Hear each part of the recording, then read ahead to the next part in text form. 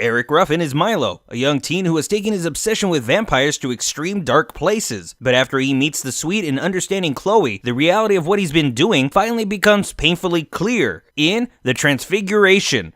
Hi, I'm Cinematico Magnifico of amoralcrackpot.com, and welcome to the Nightly Chill.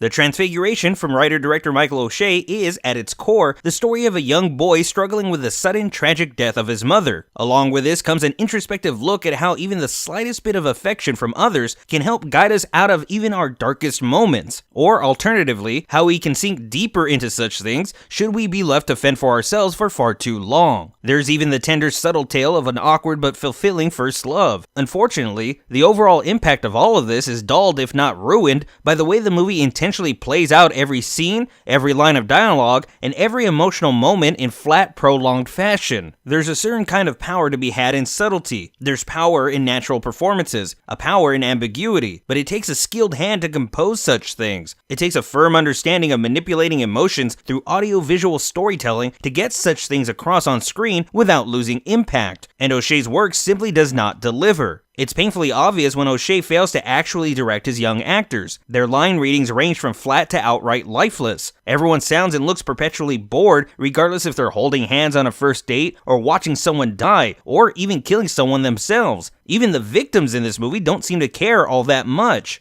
And having nearly every scene drag on and on through an extended series of shots, not even long takes, simply a numerous amount of shots, robs what little is going on of any impact. Pacing is important as anything in storytelling, and The Transfiguration is eager to rush to the next scene, cutting every action and dialogue exchange short in the process, but then pads things out until any emotional investment a scene earned is burned up before the next scene starts. And even worse is how every key moment in this movie is omitted. At best, we get brief flashes of such things. At worst, we're lazily told what happened off-screen, while the movie was distracting us with something less interesting. For example, it's repeatedly hinted throughout the movie that Milo's obsession with vampires, his compulsion to live out his fantasies, is the result of finding his mother's dead body following her suicide. Her death, in essence, is the inciting incident that kicks off everything else we see. But that moment is given to us in fragments later in the movie. It's treated as unimportant backstory. But that moment, that scene that doesn't exist, defines who Milo is as a character. It informs every action and thought he has throughout the movie. He drinks blood, watches vampire movies, and is said to have, at some point, harmed animals as a result of this. But we're told this mostly through expository dialogue. And this makes no sense, seeing as how O'Shea opens the movie with a random, confusing scene where Milo is drinking the blood of some random victim. Why show us that when he could have instead shown us a young boy finding his mother dead and drinking the blood that is poured from her wrists due to some dark compulsion that ultimately consumes and haunts him? That's heavy emotional stuff, but what we get instead is, at best, a cheap shock that holds no meaning, that has no impact on the rest of the story. And it's a shame, really, because O'Shea had some great material in front of him. He had a talented young cast, and Ruffin and Levine still managed to shine at times. He had a great setting, he had the making of a great movie that could firmly ride the line between coming-of-age drama and violent horror movie. But it's all presented as just things happening on screen. We're not given any reason to care at any given moment by way of poor pacing and a clunky structure. In different hands, in more experienced hands, The Transfiguration could have been a truly powerful piece of cinema that helps elevate a genre that's been poorly received by critics and more serious film fans. Michael O'Shea's version, however, is not that movie. It's dull, drawn out, and far too emotionally detached, and as a result, it's also a no-chill.